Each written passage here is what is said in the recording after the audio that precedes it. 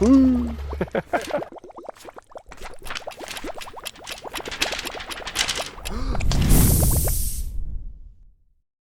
What's up, everybody? In this video, we're going to be covering all of the high-yield essentials when it comes to prokaryotic cells. Now remember to also check out our video on cell and microscope eukaryotic cells and our final video on viruses if you want to nail topic 1 on cell structure. Now you might think that Spider-Man over here totally missed his target, man. He totally missed the treasure, but that is not the case. He got exactly what he aimed for, teachmebio.org. And if that doesn't say something about teachmebio.org, then I don't know what will. So do yourself a favor and head over to our website to get access to all of our premium resources. Now, without further ado, let's just get started with this video. First things first, you should know that all living organisms are made up of cells, and we can classify living organisms into one of two categories depending on what type of cell they're made of.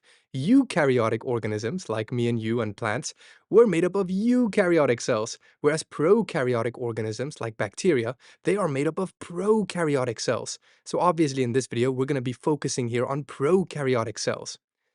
Now the big question is, which organisms are prokaryotic? I just mentioned bacteria. That's a very important one, probably the most important one that you need to know because of its relevance to human beings. And also archaea, but it's less important. Now, why do we care about prokaryotic cells? Guess what? We care about bacteria because some bacteria are bad. Most bacteria are actually quite good and they're helpful to our bodies. But when they're bad, we need to know how to kill them. We need to understand their structure so we can target them with antibiotics. That is why. Now, roughly, how big is a prokaryotic cell? Roughly around the size of an organelle inside a eukaryotic cell, roughly around the size of a mitochondria, let's say. Now, what distinguishes prokaryotic cells from eukaryotic cells? What's the big obvious thing?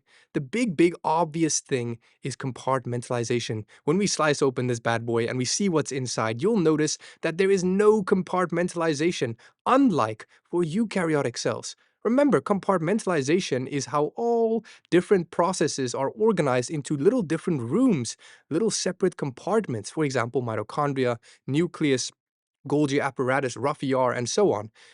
Prokaryotic cells don't have that. Everything is mixed and jumbled together. There are no membrane-bound organelles. There are organelles, there's ribosomes and so on, but they're not confined by a membrane like eukaryotic organisms. That's very important. Please remember this. It's super high-yield.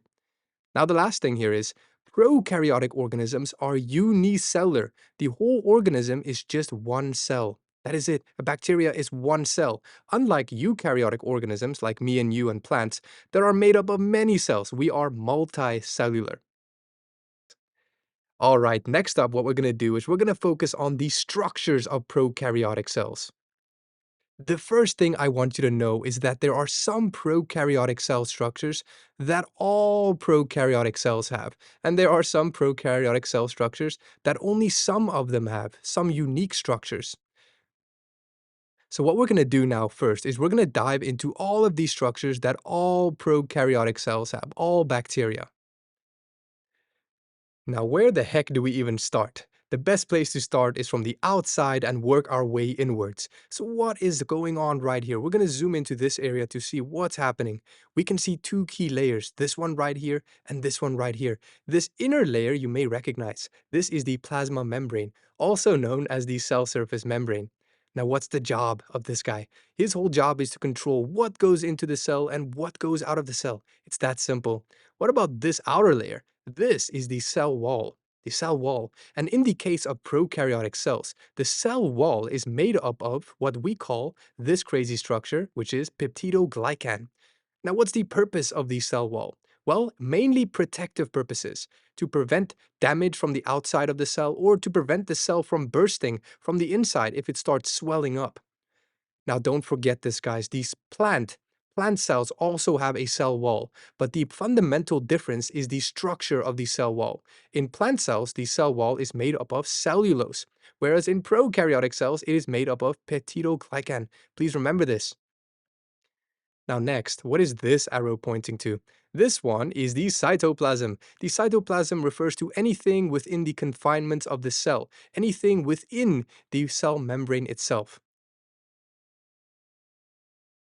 Now, what's the job? Well, it just stores, it holds all of the contents of the cell. It is a fluid jelly-like kind of consistency. And what's special about prokaryotic cells is that inside the cytoplasm, there is no membrane-bound organelles. Please remember that, no compartmentalization. Now, what's this one pointing to? This one is pointing to the nucleoid region. This is the region in the prokaryotic cell where DNA is stored, where the genetic material is stored. You can see it right here. Very key. There is no membrane. Although it looks like it in this diagram, I use this color just to show that this region is the area where genetic material is stored. In fact, there is no membrane, like for eukaryotic organisms that has a nuclear envelope, the nucleus, right?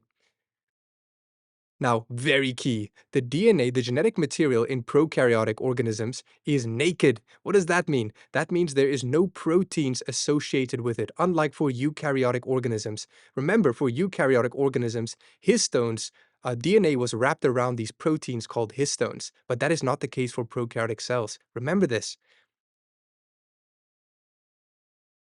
Now, what are these little dots? You may recognize them. These are ribosomes. Ribosomes are the site where proteins are made. It's the same for eukaryotic cell. The only difference is, in prokaryotic cells, these guys are smaller. They are 70S instead of 80S.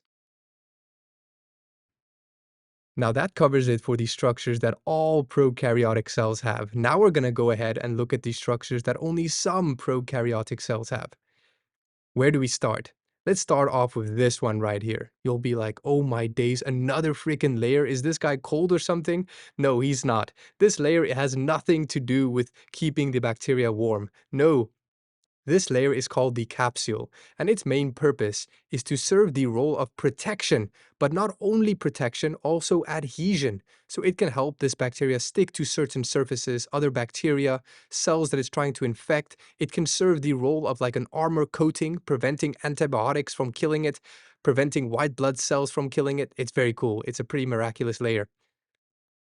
Now what's next? What about this one right here? This one you must know. You must have seen this before. This is a flagella or flagellum. This is a little tail structure that is responsible for movement, and it is a little bit different from the flagella that we see in eukaryotic cells. Now, how's it different? The structure itself is different. It is made up of different things, which you don't have to worry about, but also the way it moves is different. Let me show you what I mean. The flagella in eukaryotic cells move in a whip-like motion, like this, whereas the flagella in a prokaryotic cell will move in a rotation sort of motion, sort of like the motor on a boat that spins. And also, the flagella will look more like this, more like a twirly-whirly corkscrew kind of thing. And it will rotate one way, like just like a boat, to move forward, and it will rotate the other way to move back. Now, this structure, right, of flagella is very, very long compared to these other structures, which we'll look at shortly. Now, what is this little guy right here? This right here is a circular piece of DNA that we call plasmid. Now, your initial reaction might be, what is the difference between this piece of DNA and the main DNA that we find inside the nucleolus? And that is a great question. The answer to that is, the main DNA is essential for the basic survival of a bacteria. Without this main DNA, the bacteria will cease to exist. It won't be able to survive at all. Whereas this DNA is extra DNA, it's special DNA that the bacteria can use to adapt to unusual circumstances. Essentially, the plasmid DNA makes the bacteria tougher to overcome unusual, weird circumstances. So it codes for non-essential proteins, and that means it codes for proteins that are not essential for basic survival. It codes for proteins that can help with adaptation to unusual circumstances. Now, the last one right here is this. What is this? These hairy structures are called pili, and they are super short compared to flagella. Now, what's their main job? Their main job is two things. They can serve the role of attachment, like sticky little fingers that grab onto things. But also, they can serve the role of conjugation. What the heck is conjugation? That is the fancy way of saying gene transfer. And I'll show you an example here. If you have two bacteria, and the one has a plasmid that contains these very special DNA that helps it survive unusual circumstances, and the other bacteria would like to have that DNA because it also wants to be tough and resilient like this bacteria. What's going to happen is this bacteria will essentially grow a tube from these pili. And let me show you exactly what I mean. Check it out, it's pretty crazy. So once this tube was grown from these little pili, what's going to happen is this bacteria will replicate the plasmid DNA that the other bacteria wants, and it will send it right over through this tube until the other bacteria receives it. Now guess what? Now this bacteria also has this extra bit of special DNA to overcome and adapt to unusual circumstances. Isn't that just crazy? Now guys, that is it for this video. I really hope it was useful. I hope we got something into your big brain, and we will see you guys in the next one.